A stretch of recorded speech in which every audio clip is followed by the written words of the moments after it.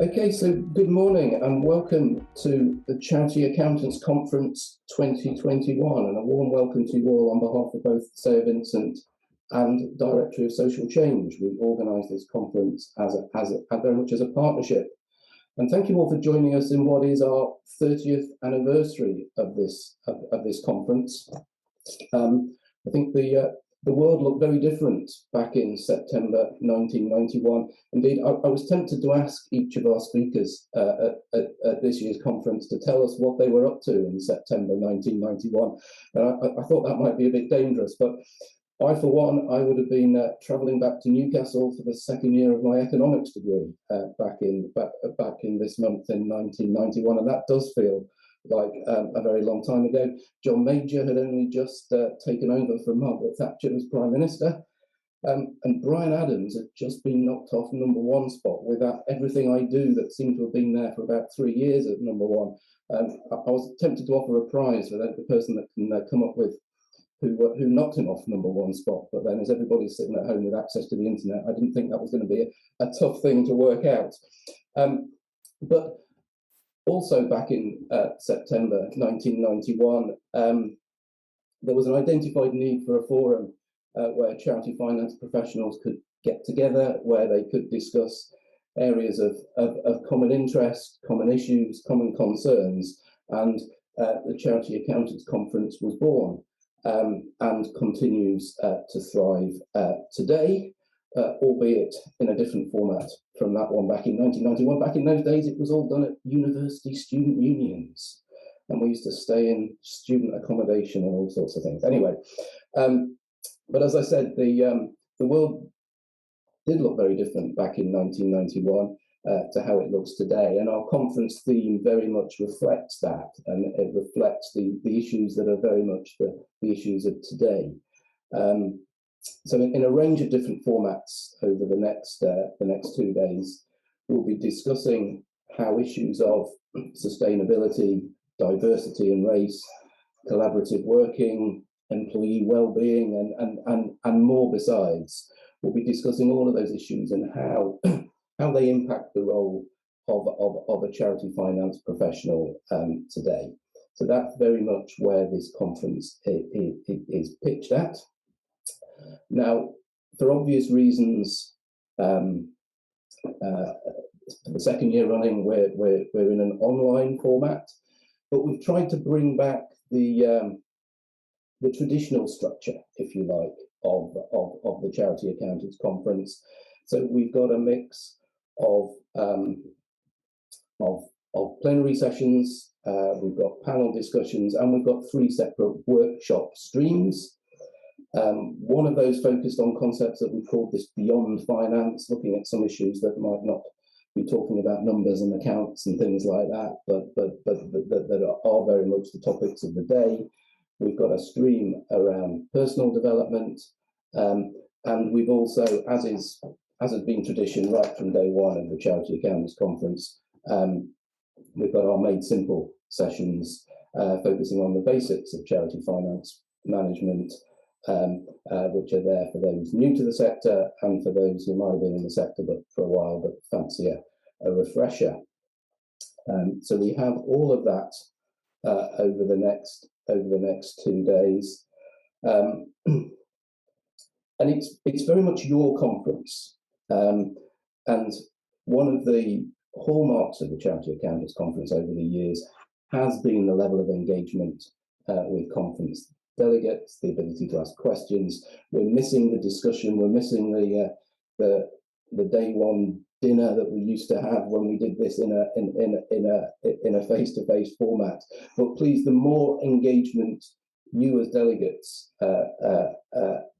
make with the conference speakers, engaging in the discussions, asking questions, then the better the conference will be. So please don't feel inhibited by the technology or the online format. Please do ask your questions and try and make this year's conference as interactive as we can. Okay, before we kick off, there are inevitably a few bits of housekeeping that we need to cover off. So I'll do this as quickly and succinctly as I can. The key to navigating your way around the conference is the Conference Hub webpage, which you must have found your way to, because that's where you'll have found the link to be on the session now. But on that, you will find all of the Zoom links you need for each of the sessions, and as well as the recordings of each session and the presentations of each session will all be uploaded on there in due course. We'll get that uploaded as quickly as we can, but it does take a long time to download and then upload webinars. And so it may not be until early next week we have the full set there. So I'm sorry to those who wanted to spend their weekend listening to VAT Made Simple. You might have to bide your time a little bit longer and keep the excitement for another day. All the sessions are on Zoom, which I'm sure is now a painfully a familiar format to all of you. The plenary sessions are in webinar format where you can't see who's there, and you can't participate verbally, although you can make use of the Q&A function. Our workshop streams are going to be done in Zoom meeting format where you can engage and you can see each other and try and make that more personal contact between the delegates and the speakers. Do remember that all the sessions are going to be recorded, because we do want everybody to be able to access them even if they couldn't make the live recording. And that will exclude some of the Q&A sessions, and the presenter will be clear as to when that doesn't apply. So please, again, don't feel inhibited in asking a question because it's being recorded. You can use an anonymous question you can ask also by using the Q&A format if you don't want to be identified. What else have we got on here?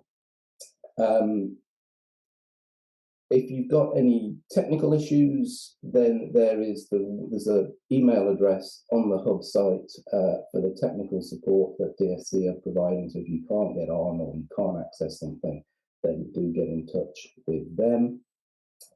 And we're also, when each session closes, a little feedback pop-up form will appear on your screen. We do welcome your feedback. We have taken feedback from last year and fed it into this year's conference. So please, it would be appreciated if you were able to spend a few seconds to fill in that feedback form. It's literally just clicking a couple of buttons at the end. And we have enabled the subtitles captions on the conference format so that all can access the conference.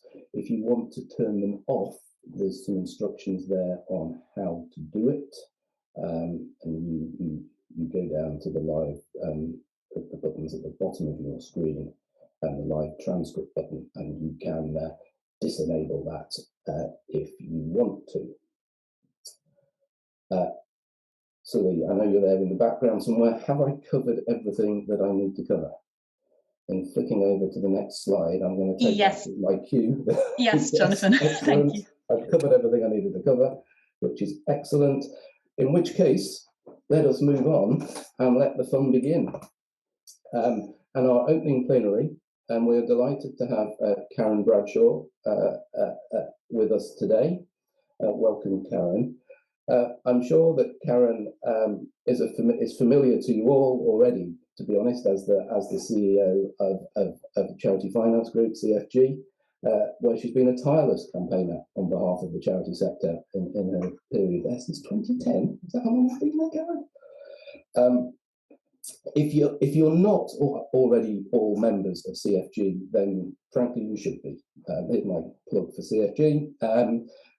I think CFG for me really stepped up to the plate over the last 18 months or so. At that period when we were all flapping around trying to work out what support schemes were there and trying to manage working from home and all that, we remember what that period was like. CFG was a huge source of guidance, keeping us up to date with what this furlough scheme thing meant and how to access it, and all that sort of information was hugely valuable. So thank you, Karen, on behalf of them, and thanks to your team for keeping us so up to date on that. But Karen's role today is to kick off our conference with a forward look at how we might go about building a charity sector fit for the future. I somehow disappeared from the screen. Let me bring myself back on again. Yes, so forward-looking view at building a charity sector fit for the future. If you've got any questions for Karen, please do pose them in the Q&A. I'm sure we'll have some time at the end to put those questions to her. But let's get started, and I'll hand over to you, Karen. Thanks, Jonathan. It's an absolute delight to be here. Let me see if I can share my screen and get my slides up. There we go. Oh, why is that right at the beginning? Sorry. Okay, can you see that? I can't see you, so you'll have to say you can see it. I can't see it yet, Karen. You can't see it, okay. Not yet. Okay, let's try again.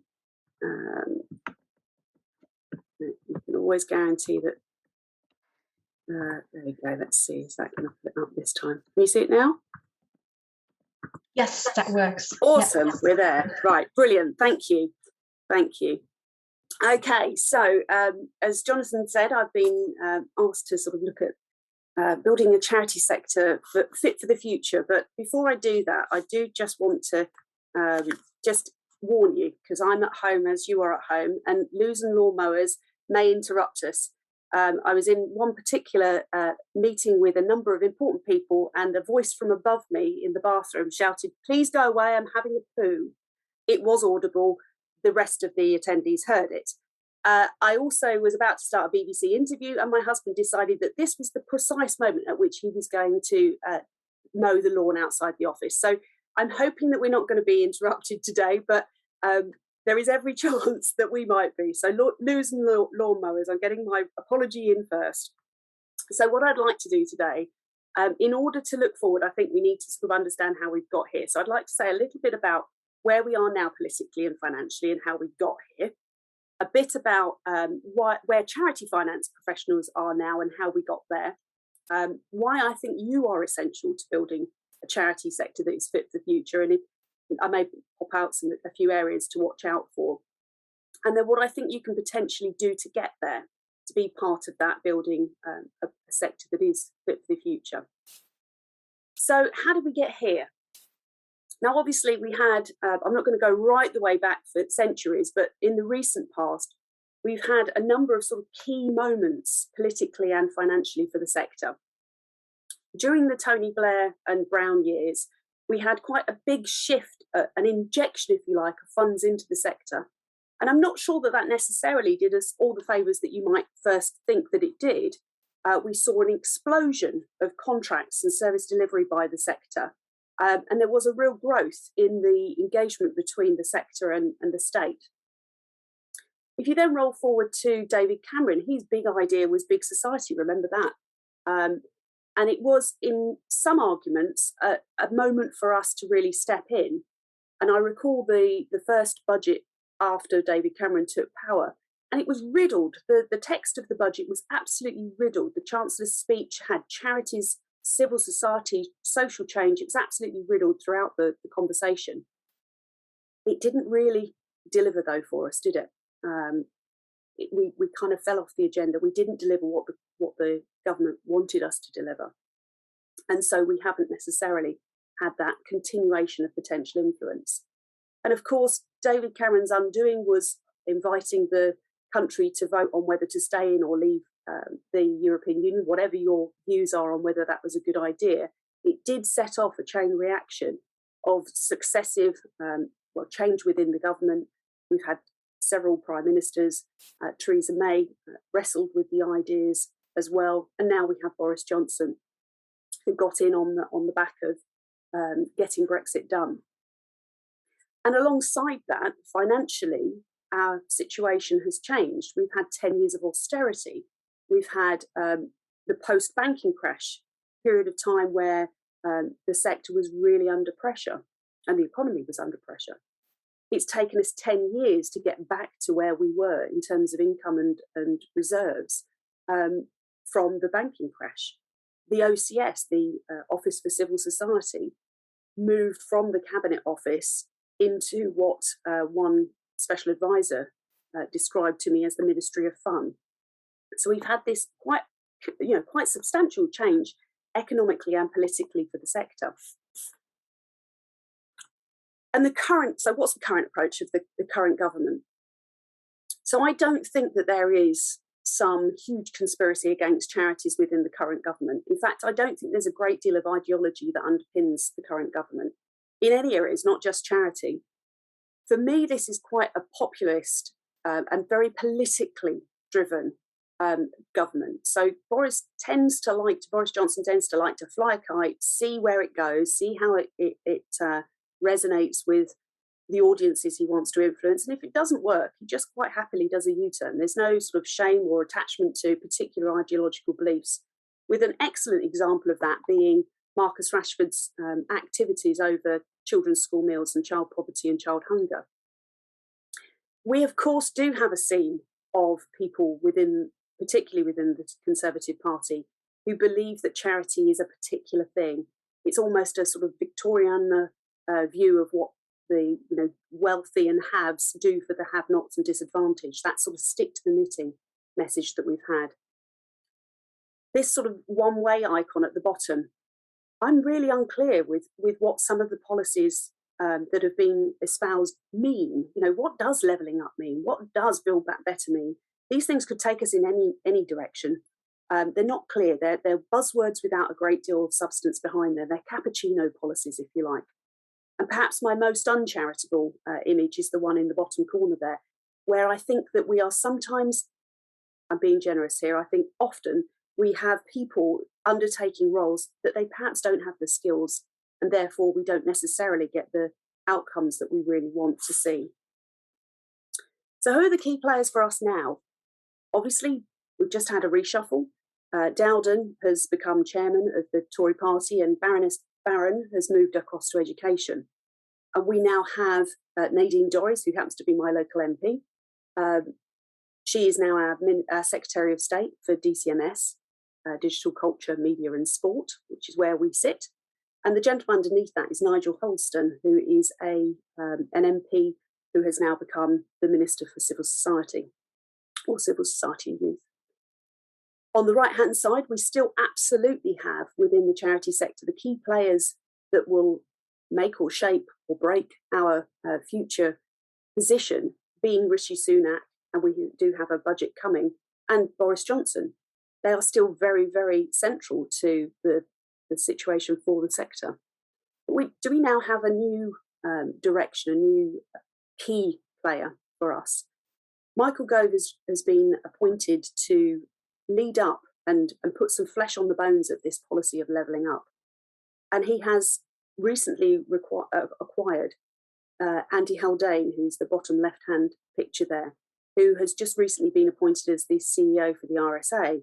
He's now going to head up a task force looking at levelling up. And Danny Kruger, who you might remember, wrote some reports around civil society and its relationship with the state, has been appointed as a parliamentary Under-Secretary of State within the levelling up agenda. So I think that this is a shift for us, and maybe it's a shift in where we should be engaging with Parliament. So financially, where are we? Do you remember this? This is the Italian job bus.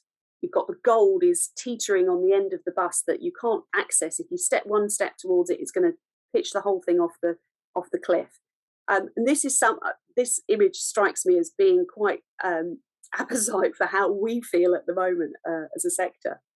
Coming into the pandemic, we had not a brilliant financial position. As I said, it's taken us 10 years to recover from austerity, but we were also in a position where actually it was costing us more to maintain the fundraising income that we were securing. So we were putting, our return on investment had reduced. We were putting in as much or more to get the same or less back. The cost of running a charity had gone up. The compliance, GDPR, the apprenticeship levy, pensions, the cost of us doing business, if you like, has gone up. We still have the hidden cost of Brexit. We don't know even today, what exactly that is going to look like. And with the pandemic still in full flight, we don't know what impacts Brexit is absolutely having on our sector. And then, of course, we encountered the pandemic. And I've heard the pandemic beautifully described. Somebody had said, and I think actually Boris Johnson had said, that the pandemic was a great leveller. I don't agree. Somebody described it to me in this way, which is, we are in the same storm, in the same sea, but we are absolutely navigating it in different boats. The pandemic has exacerbated disadvantage. It has widened the gap between have and have not. It has shone a light on fractures and problems within our society, the things that we are there as a sector to address. And I think that has really created significant difficulties within the sector as a whole, because when we talk about the sector, we kind of think of it as being one thing, and it's not. It's many, many things, hugely different causes, sometimes in conflict with each other, large and small organisations, a variety of business models. We are hugely diverse. The only thing that loosely holds us together as a sector is our desire to change the world for the good.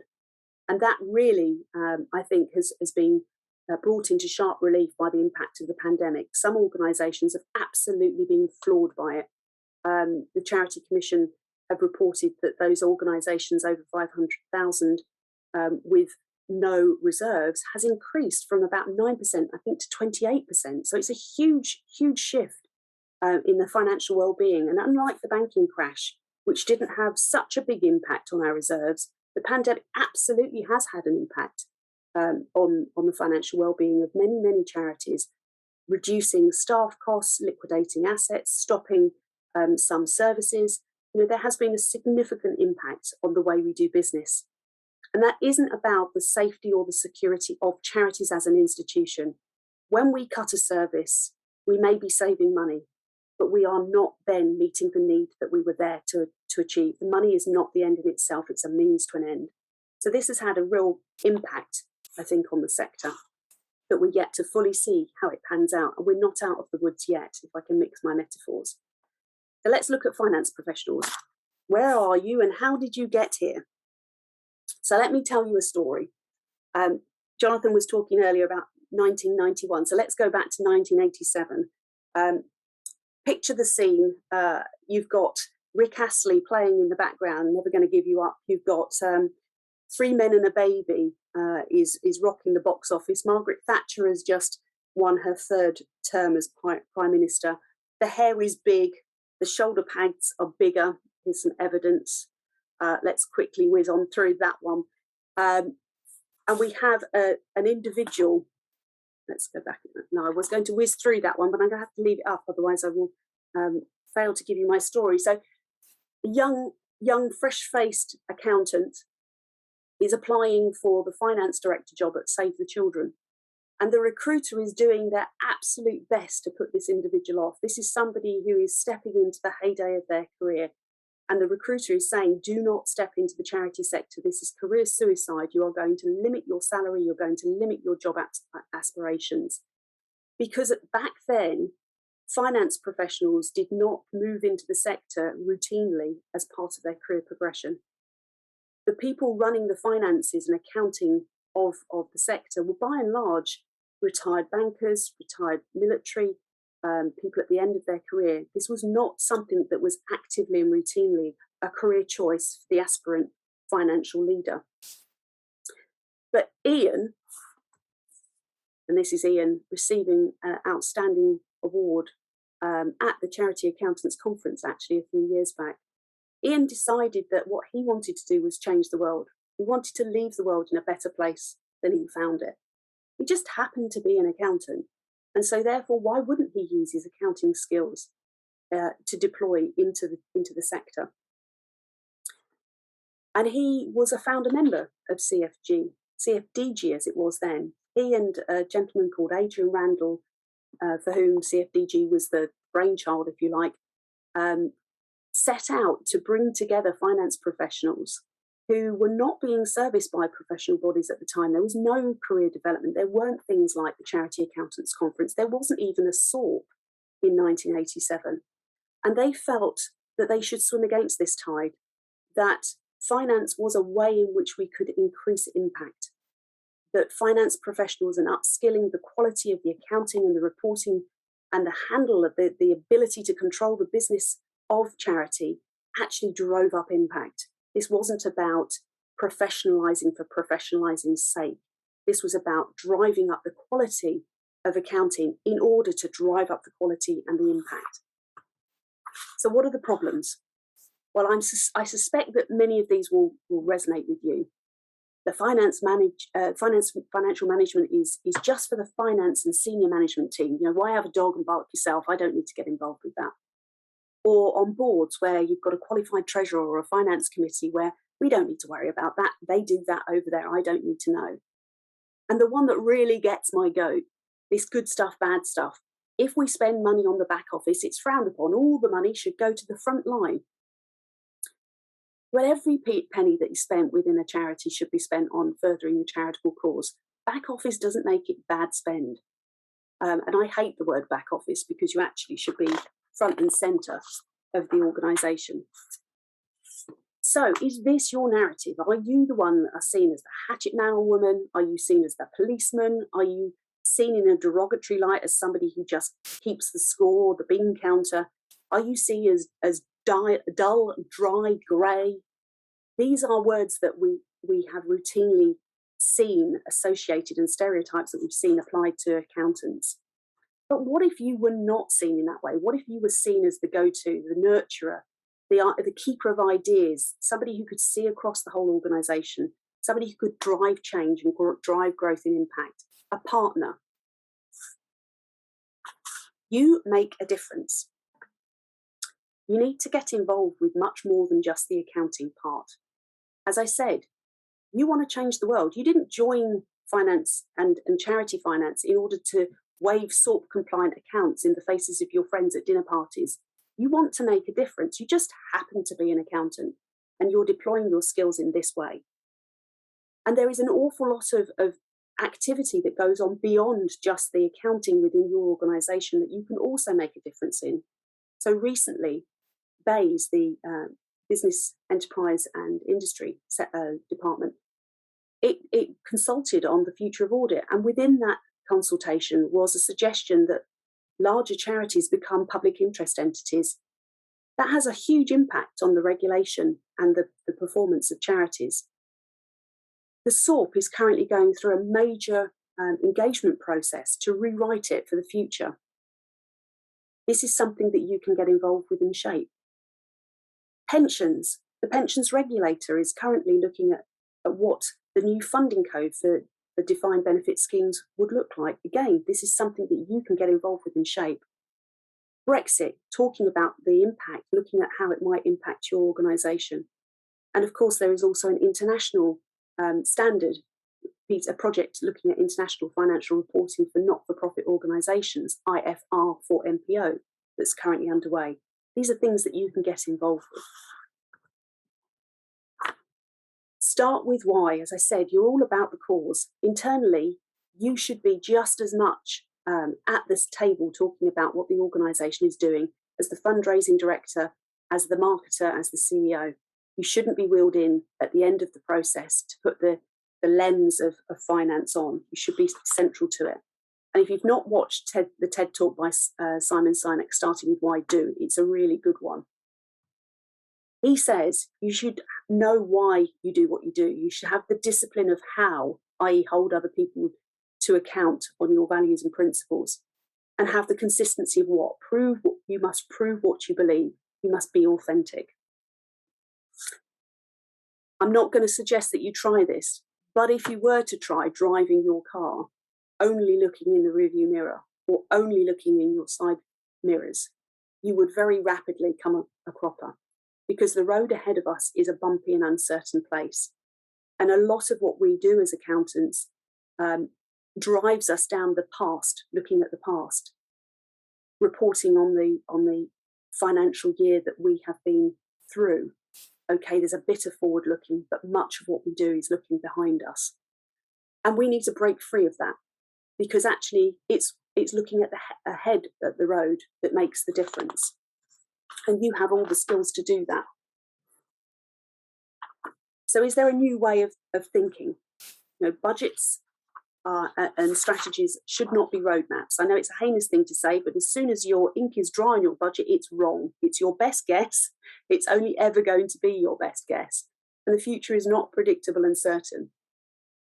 We need to break out of this sort of straight linear 1 to 3 year business plan idea, or 1 to 3 year budget, and start thinking much more fluid and adaptable fashion.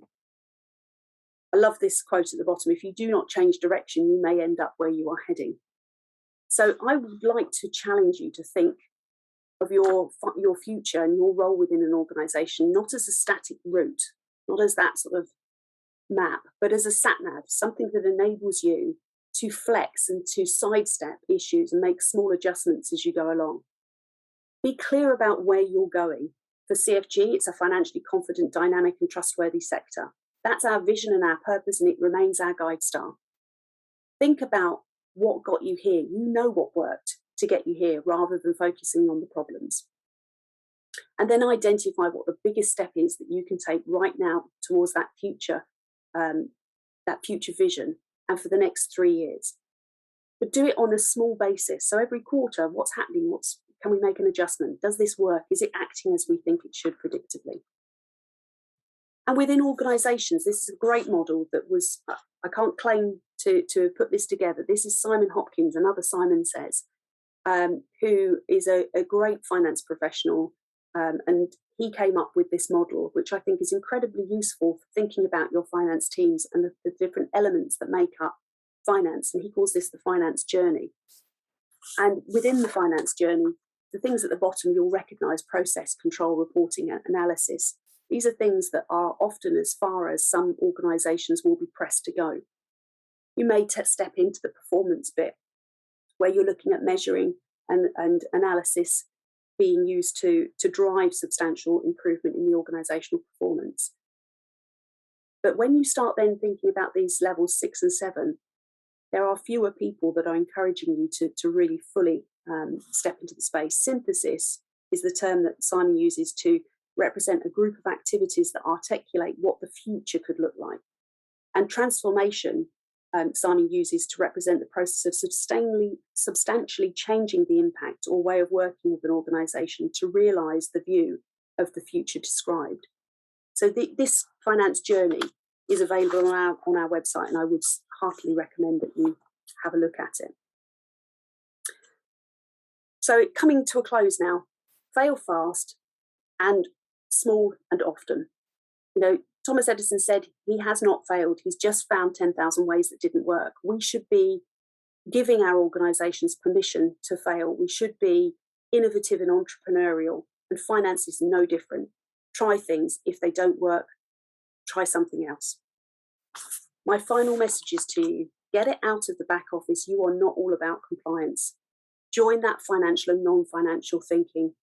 Know your business model, know your sensitivities in the outside operating environment, but above all, continuously question why before you move on to what and how.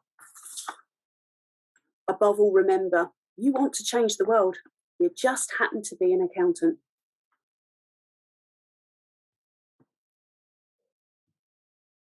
Karen, that's a wonderful way to finish. Oh, I think I've got an echo.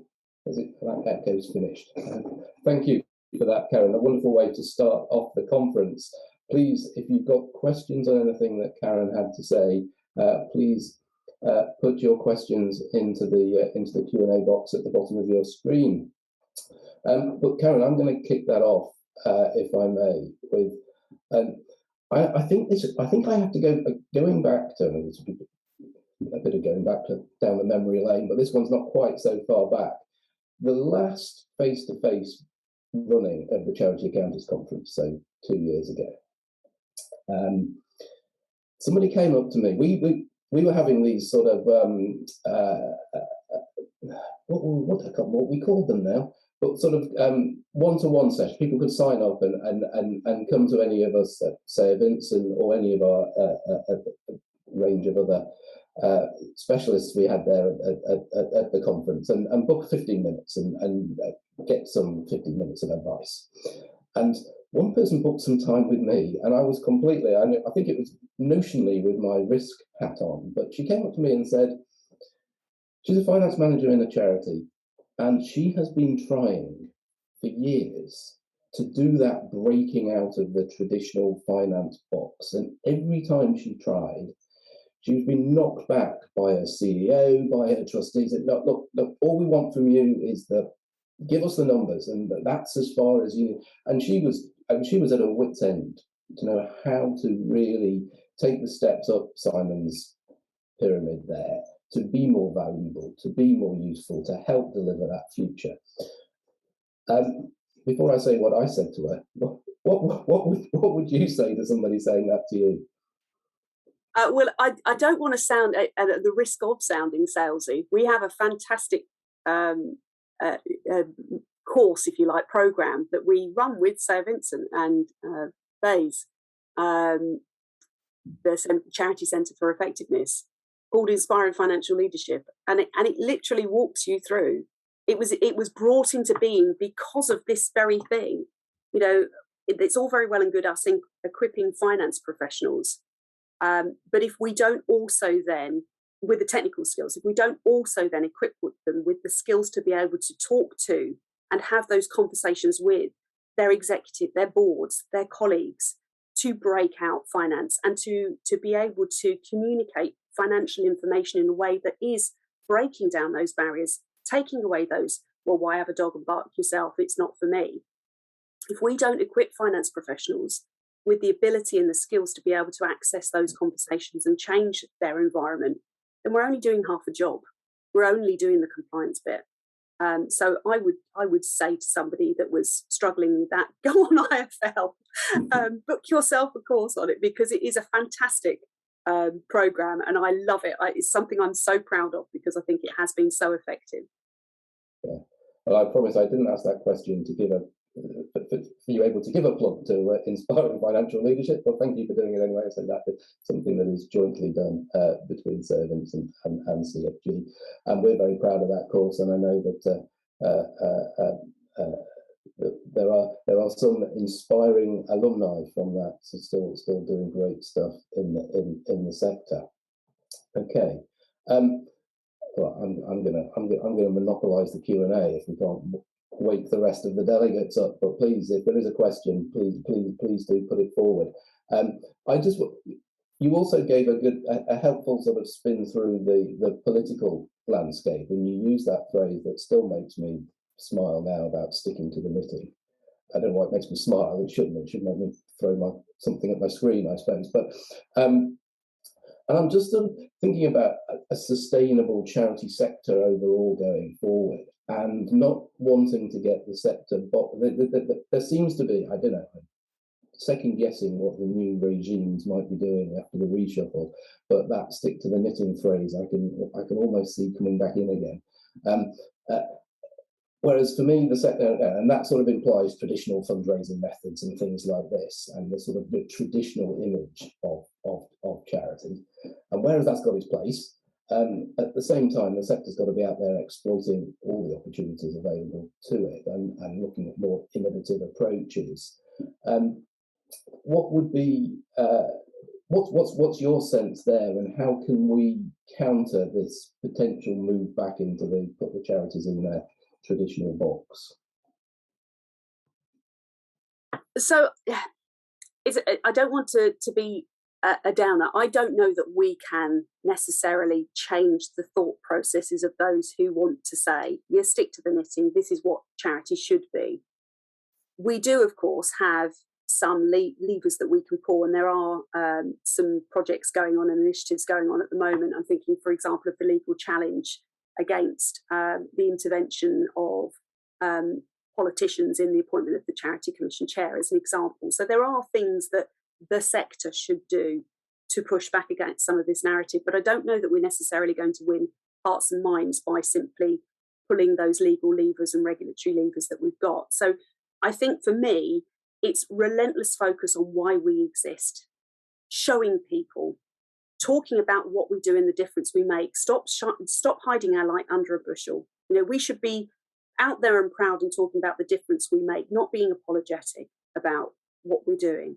You know, leaning into the people like Marcus Rashford, who are able to chime with the population on causes that really matter, and not worry too much about the comments that are made by individuals who say stick to the knitting, because do you know what is the knitting? The knitting is going to be very different from a small organisation that is running the local preschool or, you know, helping the church, to cancer research or to the National Trust. And the National Trust has stuck, for example, religiously to its knitting, and has been challenged on whether that was right or wrong in terms of its engagement with the quotes woke agenda. And it's come out okay because the Charity Commission had to do its job and had to look at it from a regulatory perspective. Now, obviously, I'm a bit worried about what will happen with the next chair and whether there will be political intervention. But I think, for me, the message is we stick relentlessly to what our vision and purpose is. Governments come and go. Political persuasions are tides that you know, come in and out. And we are the constant thing that flattens out that gap and the bump between different political opinions. Politics is short term. What somebody's doing in government now is to get them elected again in 4 years' time. We're not doing that. What we're doing is addressing need, and we need to just relentlessly address that need. Engage locally with our politicians, engage with the agendas like levelling up where we can, of course, but relentlessly stick to what we're here to do. We've been around for 900 plus years, you know, and we'll be around for another 900 plus years. Excellent, thank you, thank you. Right, let's change tack, and we've got a question here saying, Karen, what are your views on hybrid working? Does the office still have an important role in delivering financial services? And do you anticipate challenges of some people in the sector being introverts? Yes, so hybrid working, I think, is one that is still got to play out. When we say hybrid working, what we often mean is I sit in the office and do this all day at the moment. You know, I come into the office and I look down a screen at somebody else who sat perhaps at home. So we've got to wrestle with actually what hybrid working genuinely is. And I think that technology is going to help us do that. And I think it will improve things, but I think it's always going to be, in my view, inferior if you've got some people physically together and some people at home joining something remotely. It's not going to be exactly the same as if you were all joining remotely or you were all joining physically face to face. So I think the jury is out on what hybrid working actually is and how it goes. I do, however, think that we have to really think about not making long-term decisions based on what we've been through over the last 12, 18 months in relation to the future of working. And I don't mean that we shouldn't take the lessons and keep the good bits, but also I think we should challenge ourselves to say, what were the things we lost in not having a physical workspace? And can we use technology to replicate those? You know, I think that all of these organisations that are absolutely taking the opportunity to get rid of their office for financial reasons are doing it because it's pragmatic. But what are we going to do in terms of our staff for whom the office was the only safe place to work? How are we going to address their needs? What are we going to do for those career progression conversations that happen as chance encounters with? You know, I think about my own career.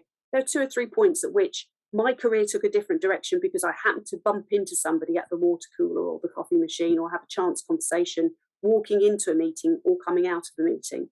So, you know, I think the office, we need to rethink and reimagine what is the role of an office. And is that a static office, or is that a space that we can come together and share knowledge and experience, whether that is a permanent space or whether that's, you know, a flexible space that we rent from time to time on an ad hoc basis. I do think things are going to change. I don't think we're going to go back exactly to where we were before, but I also remember the shift from single offices to open plan. You know, these things will take time for us to really settle into a way that works genuinely for most people. Thank you. Okay.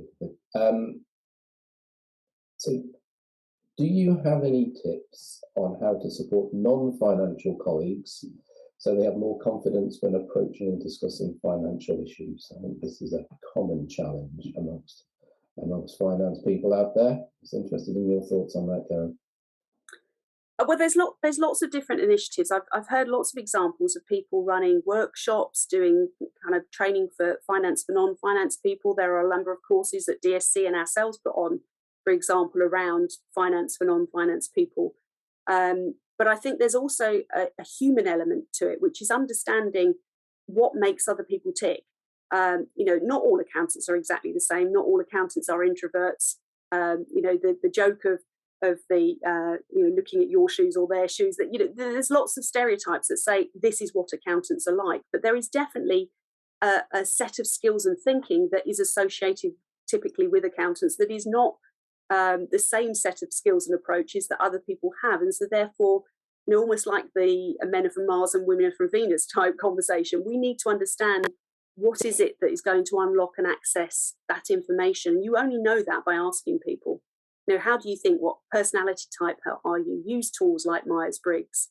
I'm reading a book at the moment, Surrounded by Idiots. Start thinking about what is it that make other people tick? How do they access information? Do graphics work? Do images work? Can I run small workshops? Can I have a buddying system? I've seen that deployed in many organisations where an individual within the finance team is the buddy of a particular department, so that there isn't that I'm escalating it to finance. I'm just having a chat with my mate to understand in a less pressured way what this means. Yeah. No, I mean, I think this is something that we're often asked to tackle with as well, and I think the presumption that you can put a list of numbers in front of somebody and they can understand it. I think that there is a real role for the finance staff to think creatively around how you're presenting the financial message, because a set of accounts is the raw data. It's not the story. And I think there's some great examples out there of people that have done some wonderful stuff in making finance more accessible. And I think I'm right in saying the DSC certainly have courses or training workshops on exactly that subject. We've had it in this conference in the past. We don't have it this year, but maybe we will next. But I think that will be a recurring question. Okay, I'm going to go to at least one remaining question. That you touched that phrase that I hate. I wish we could ban the phrase back office because I just hate it. But anyway, you used the phrase back office and how it's that's as important as the rest of the costs in the organisation. So for small and medium charities, those costs have still got to be funded. So that age-old question of how can we persuade funders that these are costs that they need to be paying for? Yeah, it's a perennial problem, and I think that whilst we start to get to a position where people agree that back office is a terrible phrase and that all money should be well spent, that the investment in infrastructure within an organisation, systems, processes, people that aren't frontline are good. You still have an absence of funders who are prepared to just give you core funding towards it. So I absolutely sympathise, and there isn't a magic bullet, but there are some suggestions. So increasingly, there are corporates who are prepared to second individuals or to provide additional support. There is technology that makes it easier to do some of the things that previously would have taken an awful lot more kind of hours to do. There are local organisations, community accountants, CVSs that have services where you can focus in on the things that you actually need. So often what you will see in a smaller organisation is you try to get one person to, if you think about that finance journey pyramid, do the bottom to the top. And what you're asking of somebody who is at that top strategic point to do the books is quite a difficult ask, and vice versa. If you're asking the bookkeeper to do the transformation piece, you're going to come a cropper. So don't think that you have to concentrate all of these things in one role. Think about how you can compartmentalise it. Some of that transformation piece in a smaller organisation may be by getting somebody who's brilliant on the board to be able to provide that as a trustee, or outsourcing it to a community accountant who can almost be an interim finance director, if you like, that gives you that sort of that strategic insight and support without being embedded within the organisation as a full-time employee. Where do you need to spend your money, and do you need to spend it as one lump sum with one role? You probably don't. You probably need to slice it up into smaller parts and look at getting the right people in for the right bits, and that doesn't necessarily have to be with a huge price tag. But I'm afraid there is no silver bullet on the core funding. We keep plugging away at funders, and I think we are starting to win that argument, but no, absolutely. Well, actually, there's a very interesting follow-up just coming on that quickly. Saying, don't you think on this subject that charities don't help themselves by talking in their fundraising about all the money going to the front line? And is that and I think that's a very fair comment as well. And I do take charities to task for making statements on things like that. Hugely, I totally understand why we do it. You know, we are almost parroting back to the public what we think the public want to hear. But this is the bear trap that we see when the Charity Commission talk about meeting the public's expectations. The public's expectations are not what we should be meeting. We should be meeting the public interest and delivering public benefit. Public expectations are a fickle thing.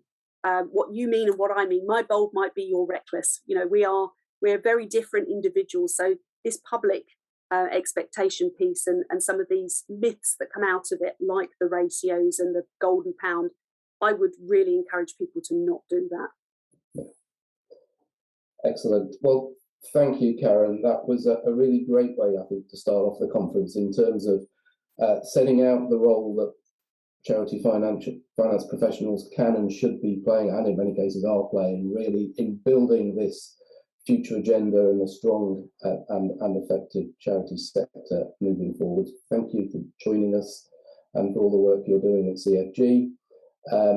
And thank you to the delegates for those questions. We will break off from this session now. You have 20 minutes to get a fresh cup of coffee and feed the dog and whatever else you need to be doing.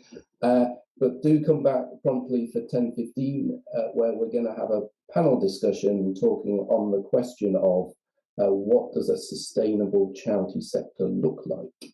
And so I'm very much looking forward to that discussion. So do come back, please, and join us at 10:15. And thank you again, Karen.